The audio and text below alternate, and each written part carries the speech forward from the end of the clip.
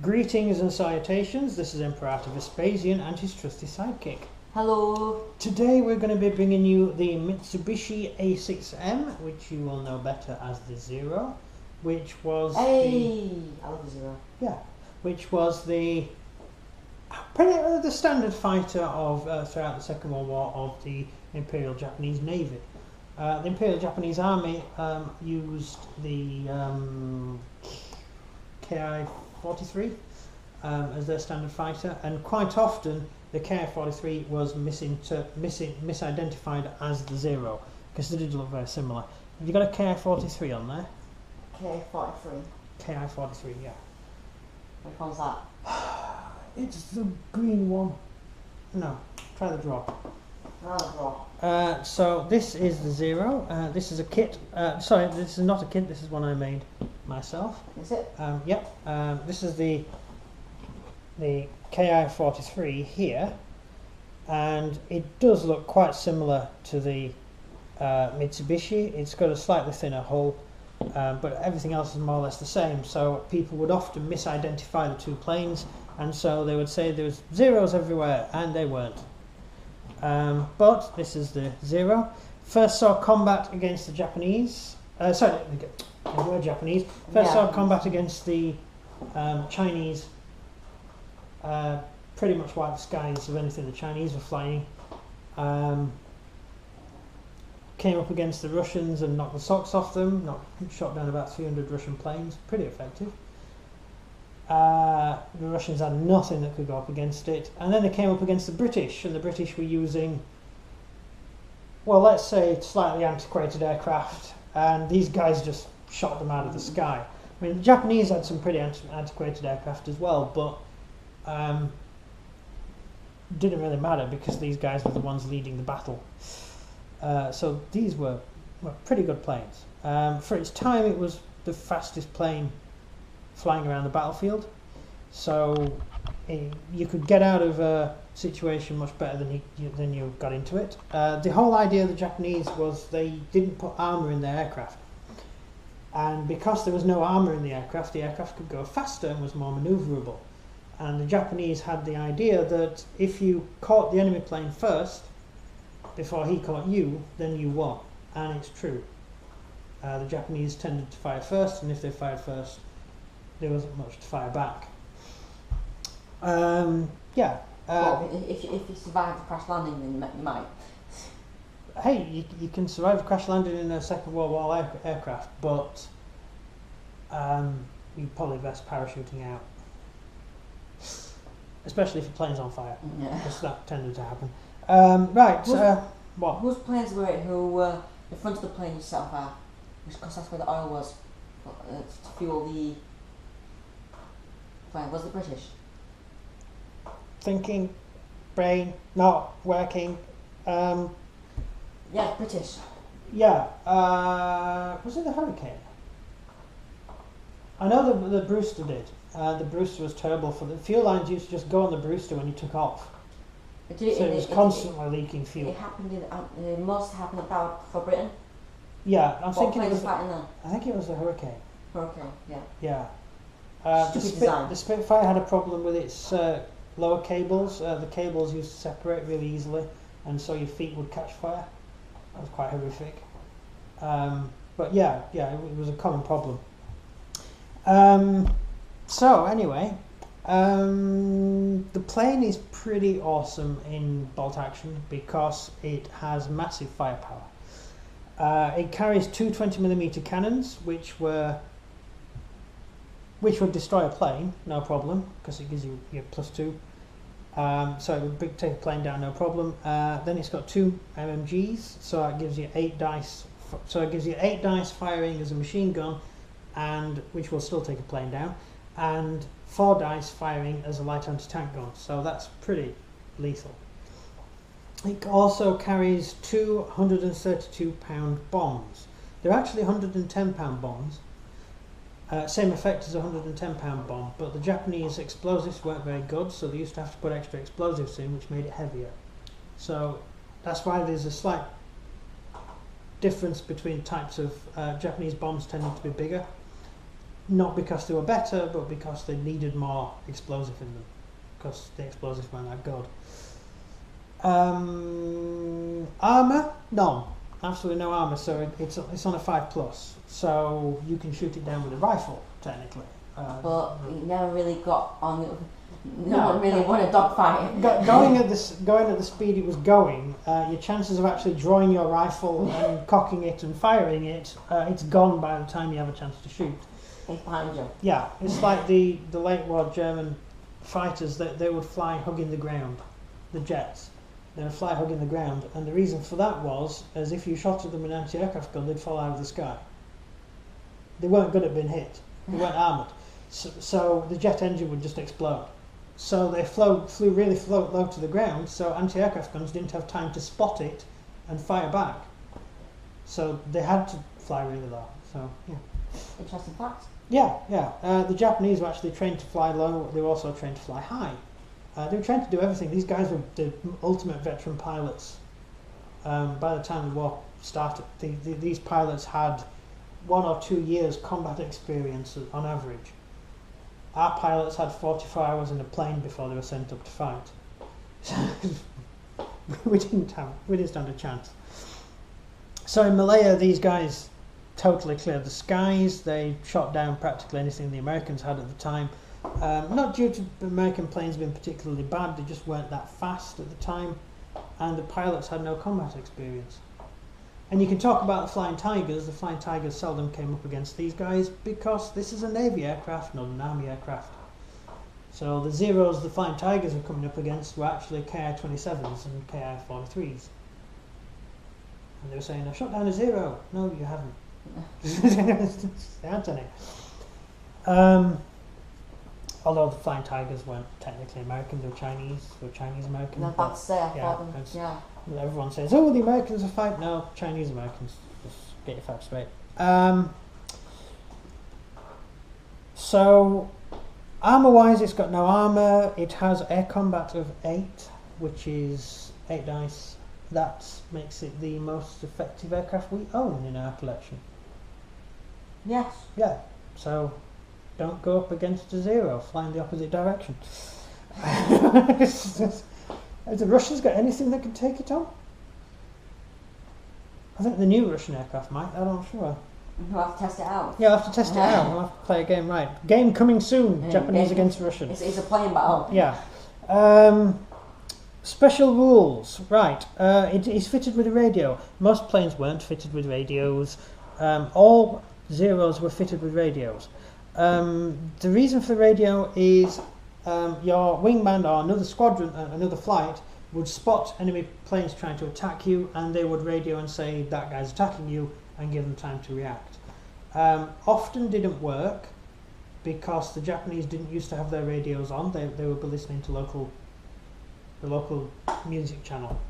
Local music channel. Yeah, it was quite.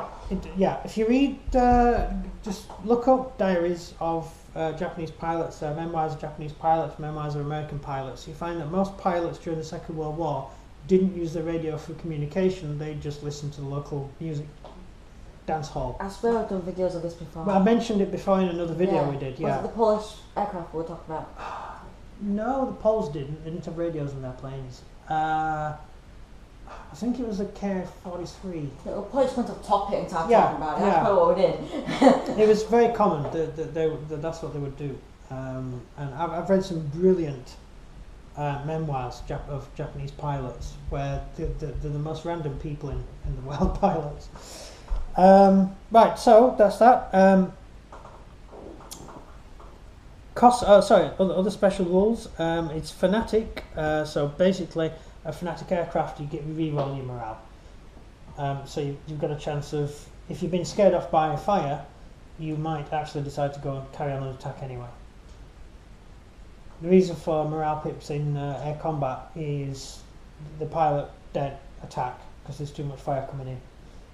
So you get a re-roll. That's alright. That's useful. It's also an interceptor, so you can use it to intercept enemy aircraft. And if this guy is intercepting enemy aircraft, the enemy aircraft aren't going to be doing anything else. No. Because he's probably going to win. Yeah.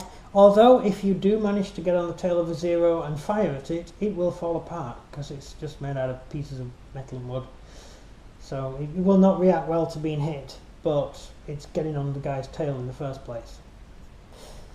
Yeah, getting the initiative on a Zero is pretty hard. It took the Allies 6 months to get hold of a Zero because you couldn't shoot them down.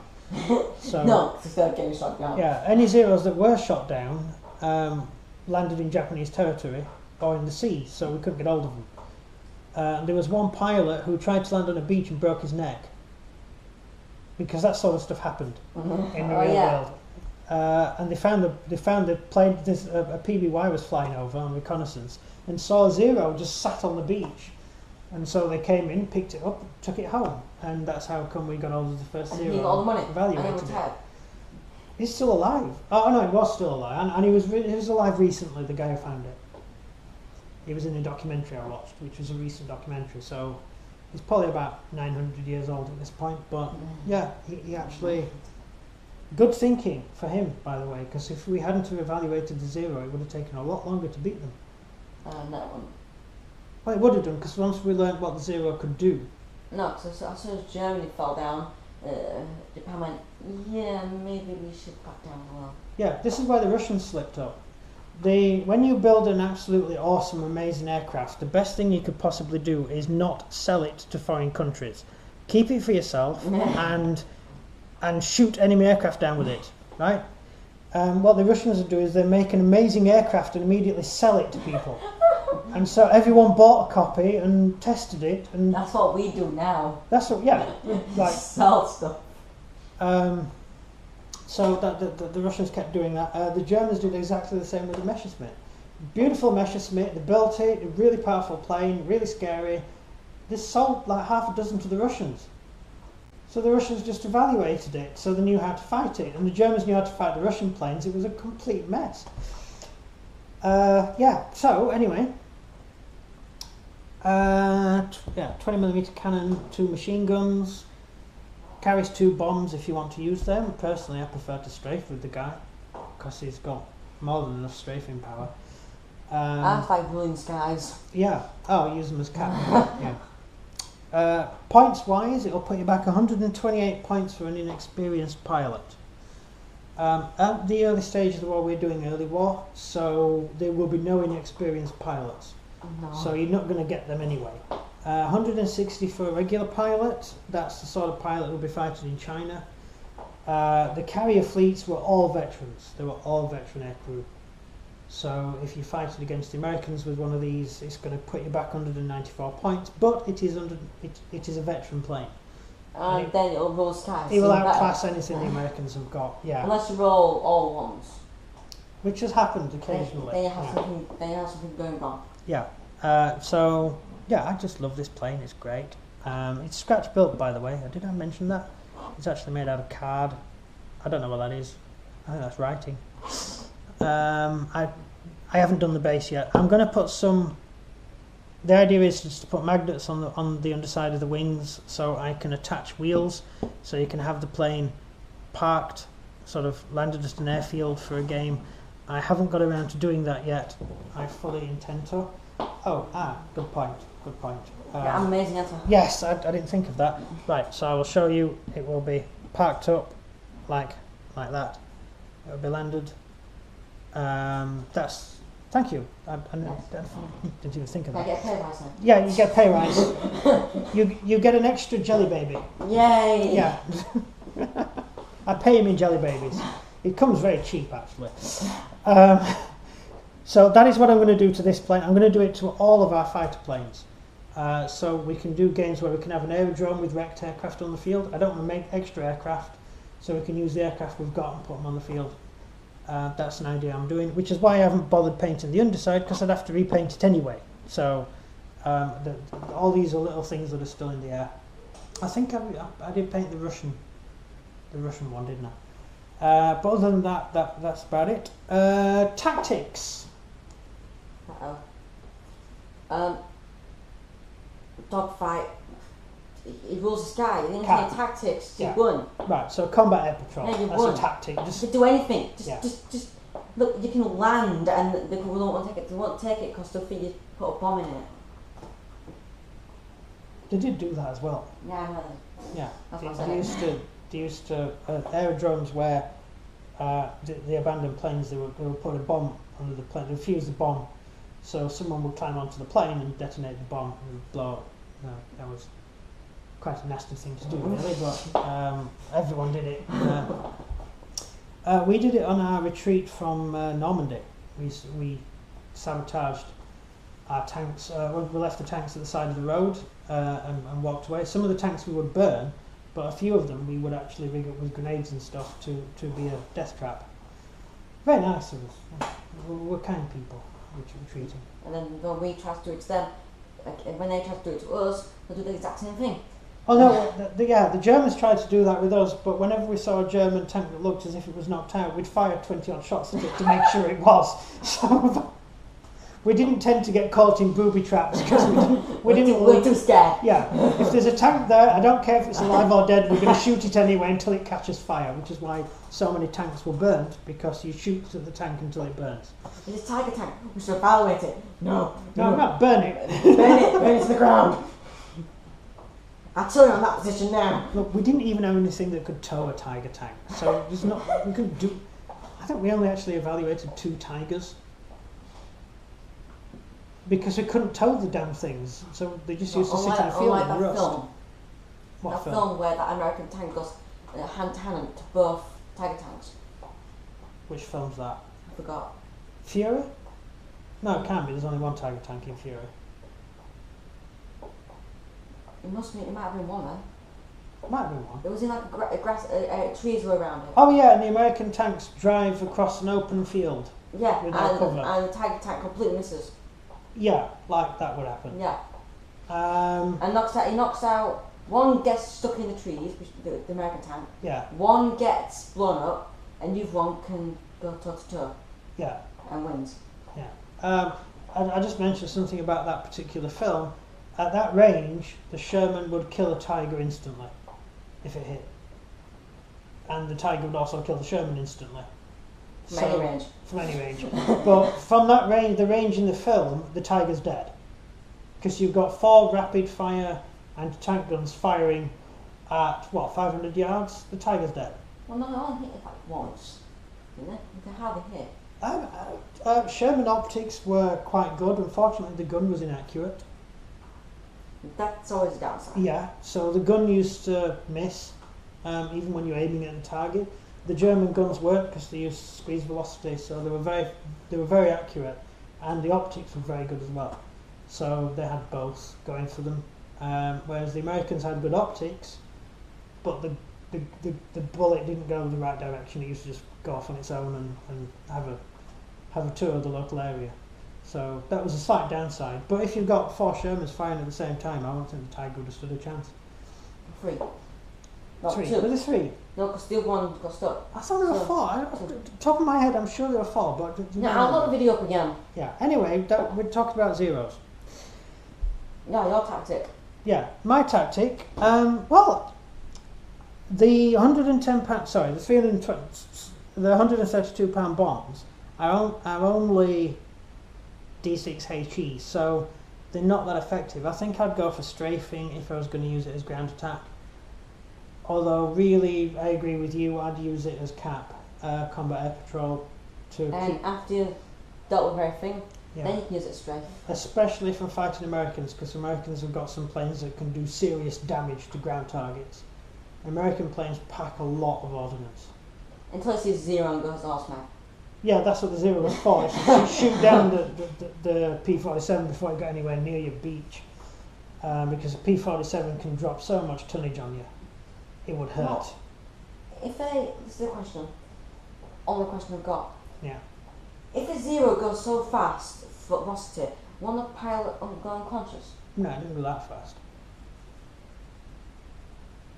No, you have to go particularly fast to lose consciousness. If you're manoeuvring and anything. If you're manoeuvring, yeah, you can lose. If you're in a dive, you can lose consciousness. Like a valve. Like a valve, but they were designed to lose consciousness. The plane was actually designed for the pilot to pass out while it was diving. That's why it's got dive brakes. It's attached to your altimeter, and it forces your plane's wings to turn up as you reach a certain altitude. Which is why you can't use them in hilly areas, because the altimeter doesn't work. Alright. That's why they're so useless in Greece. Right, that's all the question I've got. Right. So is that everything? That's everything. That's everything, right. So yeah, there's nothing else I can really add. I just think this plane is a beautiful plane. The Japanese really did a good job designing it. It was rugged. You could keep it running on airfields in the middle of nowhere. You could keep it running on rubber bands. It was that simple. Whereas the British stuff, we had to cannibalise other planes to keep them running, because we needed special parts to make it work. The Japanese, you could just knock something into it and it'll start working. So yeah, pretty useful. So that's it. That's all we've really got to say. That is the Zero, the Mitsubishi A6M, which is awesome. So over to your outro. So if you enjoyed this video, please like and subscribe, and comment down below what you think of the Zero, and if you think it can go toe to any plane in the early war and late war. Who cares? Well, early war, late war, I think you're going to have some trouble against the Mustang. Also, we have a Patreon account, so if you would like to support our channel, that would be very grateful, and we shall put shout out your name at the end. Right, so thank you very much for watching. It's goodbye from me. And goodbye from him.